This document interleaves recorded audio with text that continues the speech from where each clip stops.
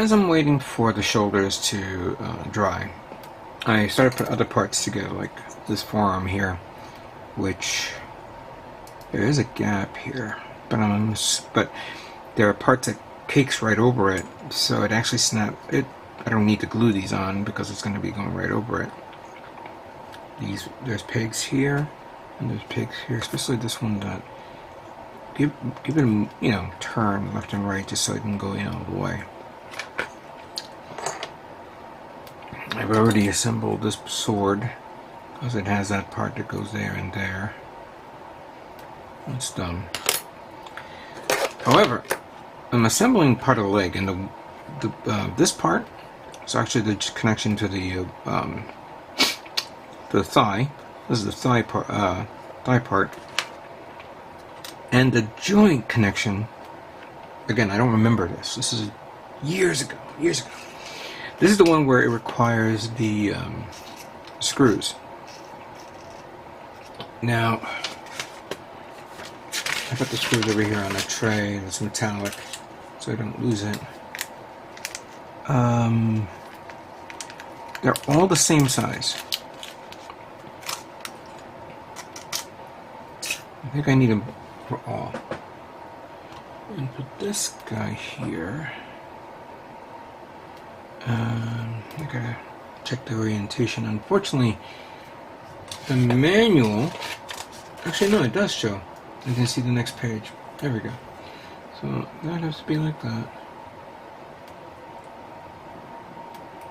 This one goes here. And this one goes there. No, I do have an electric screwdriver, but it's big. So I'm going to be using this one. A while back I picked up one of these for like $10 at Micro Center, and this has a lot of the little connectors here. I actually bought this for like computer stuff and anything like that, but this will work with this. Just find the connection right there, and then I'm gonna have to say that 20 years ago when I built this, I don't think I had a tool like this. I may have used probably my hobby knife, or maybe the kitchen knife has a better point. And I don't think I even had these little I had Phillips screwdrivers, but the size on this one is too small for a standard Phillips screwdriver to go in. Maybe it went in, I don't know. But make sure you invest something like this, because it is a lifesaver. Here we go. I feel the tension there.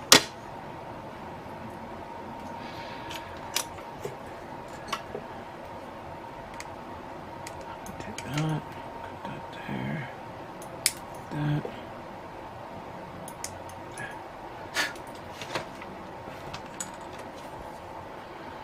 And then you take this,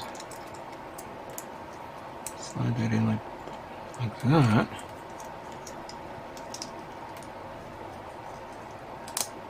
It goes there. Close it in. This one I'm going to sand down.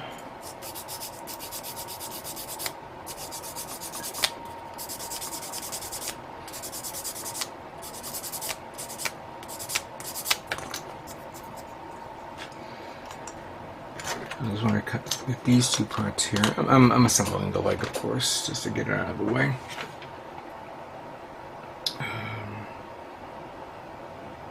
Where's the J? Here she is.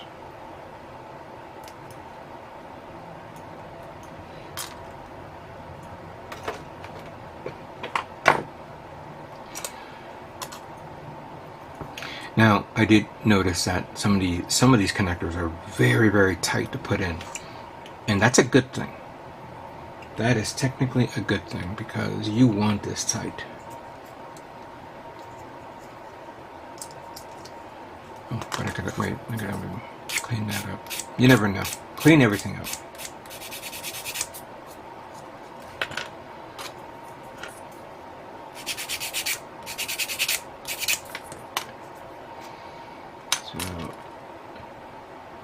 in that position, you put this one like this here. No, here.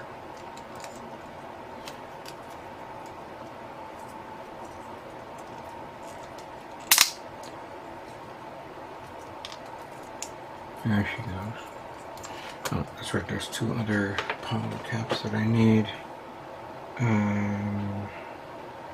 I.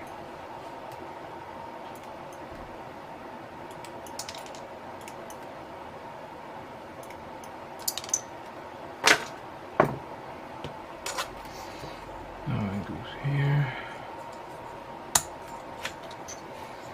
That one goes there. Here's this part that goes here. That connects to that. Come on, here you go. This part is universal, so I don't see no forward or, you know, it's symmetrical, so you're not going to see a different position, so it will work either way. So that goes there, and then since this bends like that, this one goes here, like that.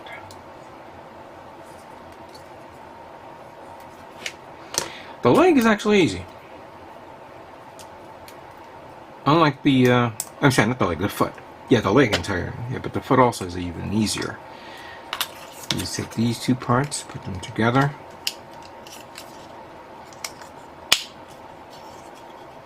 That one goes there. I didn't have to sand down the sides of this part that goes in. However, you do definitely need to clean up these here and the back, the one back here. And there is a poly cap number, letter A.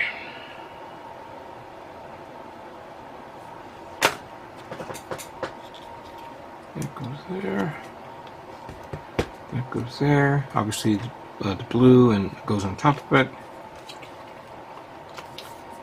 And this goes here, like that.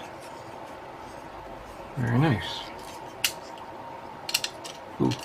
Obviously that comes off, but if you had the part over it, the other part, it'll look good.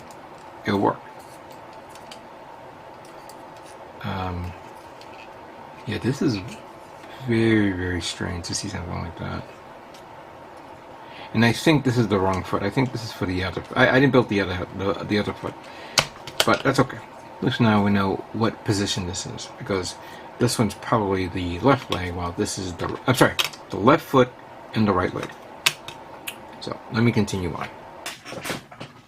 Alright, so here are the parts that makes up the torso. Very simple. Nothing elaborate or crazy. But considering when this was made, even though it was a big kit, it wasn't, you know, an engineering marvel. Maybe it is right now. But still. It was top of the line kit. Now, see, there is a part here that goes in there.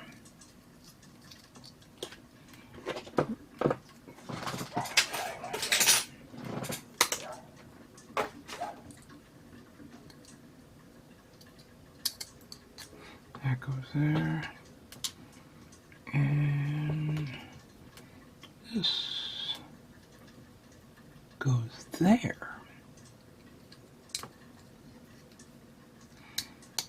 Like that. To hold that into place like that. Alright, now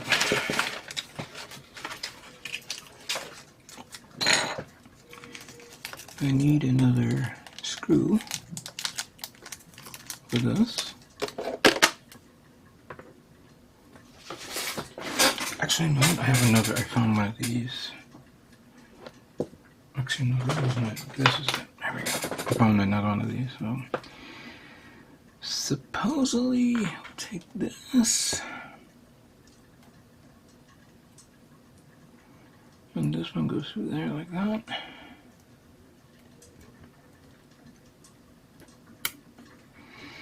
And we take this screw, whoops.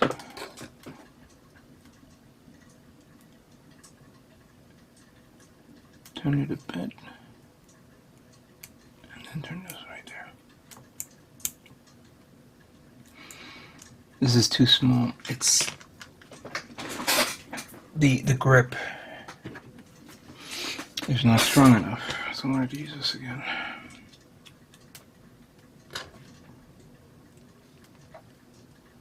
There we go. Oh boy, that's tight.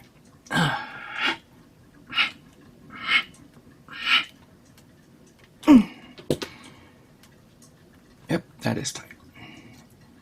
And now we take this like that, turn that here. I think we need this. No, we put it right there.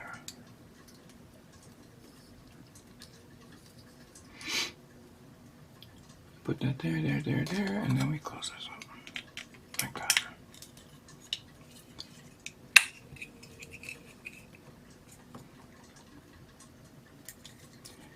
Good. It's a nice snap fit right there. There's obviously more parts that goes in here and whatnot. That's fine. And then I reassembled this part here for the backpack. And I have 2 thruster bells here that I'm going to put on for now. If we can put it in. There. There. Let me just put this back in here. There we go. Nice. And then, again, simple. The actual connection for the waist unit, which, quite frankly, I'm a bit shocked to see something like this. This doesn't go there. Because yes, you have these parts here, where even though they're strong in their own right,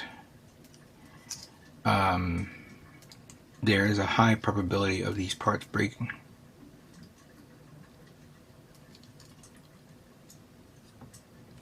I think that's what I remembered when I built the Dom, which I never failed. I don't know what I was thinking back then when I was making a Dom. But when you build it, it had this feature where this is holding up the legs.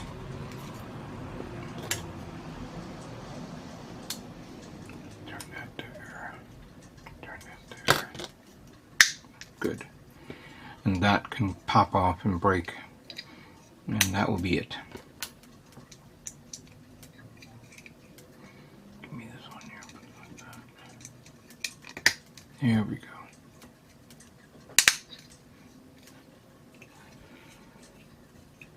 This is a very strong peg, I see. Oh yeah. Very nice.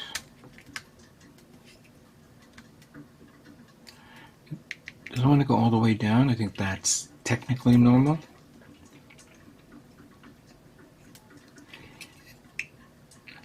Yeah, this is, you know what, this thing is not going to turn that much. I think this is going to be like up to here and there with the umbilicals. Alright, that part is done. Now then, this is what the inner frame kit looks like, fully assembled. And it's a bit of a chore to do this because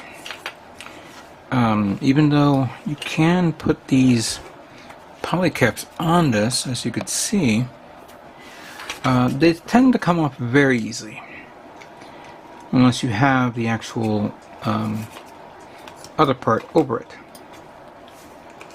For now I'm just doing it this way to see what it looks like overall. There is no inner frame on the forearm. No. On the bicep arm, yes. And there's the 2 screws that I put on. I tightened it up, of course. There was a screw in the body. Of course, we already knew that. There's one here. Yeah, and then oh yeah, so there's two here and two here on the actual elbows. So this tighten. This is a very, very tight kit that will technically have a very good balance to it. I'm very surprised with this. And then of course, for me to connect the head, I needed the bottom part of the outer armor just to hold up the polycap that's on it. This does not have the feature that is famous for the 2.0 Zakus, where when you turn the head, the eyeball turns.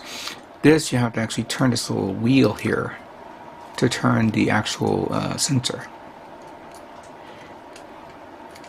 So I could see where a lot of people are saying this is where it needs that 2.0 feel, or maybe not a 2.0. I think what it needs is a 1.5. But then again, the legs could be modified from the 2.0 Zaku, especially the waist. Body is okay, but maybe the arms. And then of course the head. Here, here's what it looks like from behind, with the thruster bells there. Like I said, I quite honestly do not remember how this inner frame looked when I built it a long time ago. No recollection whatsoever.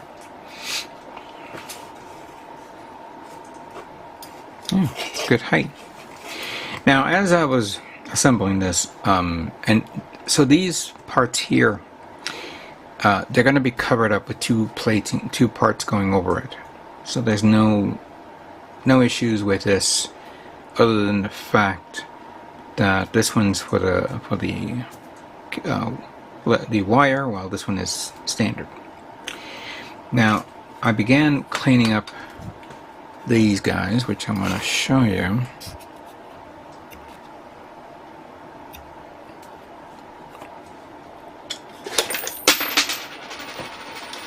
Sorry, just dropped some change here.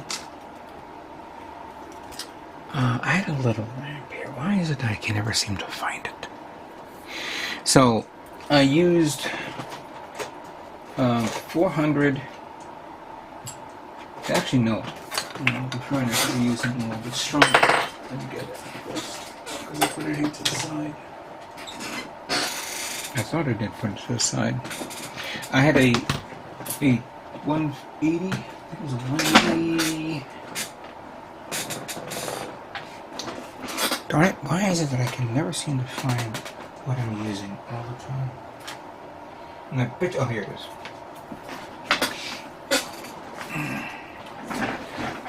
So I began using this. This is the 120 God Hand.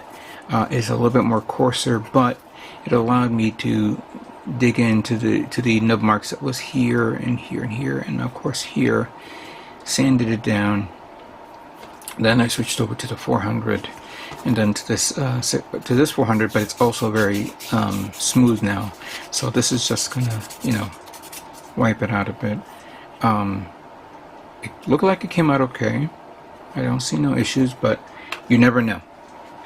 I did it for that one, and I did it for this one. I also pulled out my tungsten scribing tool, so I began to dig into here a bit, and I have to do very slow. Don't go fast, because then you'll definitely scar it up. And then of course I clean it up, make sure there's nothing there. However, I'm afraid that there may be a scar mark there, or there may be a seam line that I didn't get. So what I'm going to use Mr. Dissolve Putty, and I'm going to apply a thin layer.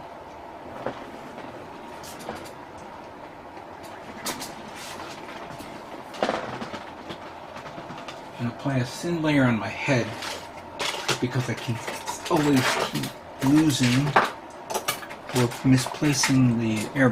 Here we go. That's what I was looking for.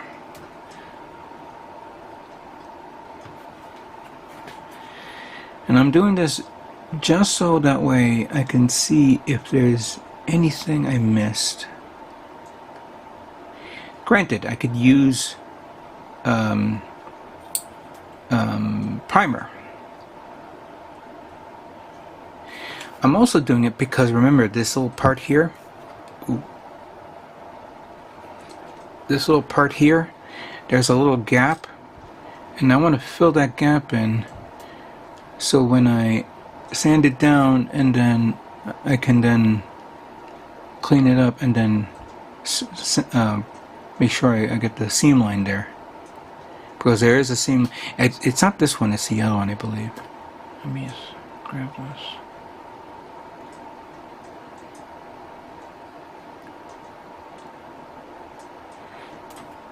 It's this guy right here, because you can actually see there is a bit of a gap on this guy.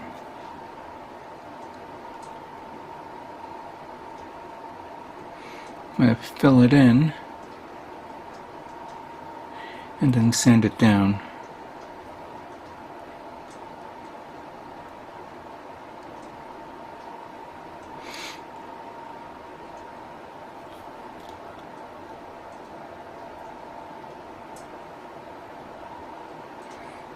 Here we go. Just enough to clean it up a bit. Alright.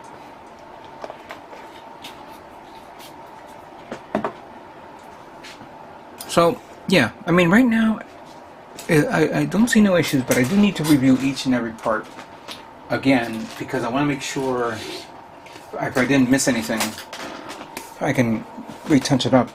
I wanted to show a comparison between this guy and of course my recently finished build of the Gouf Custom.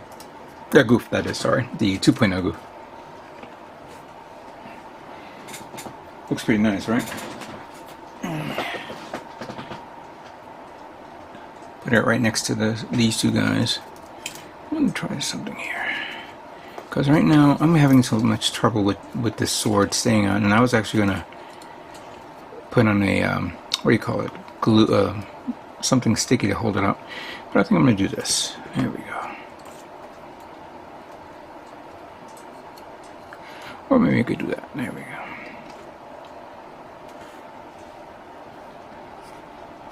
Nice.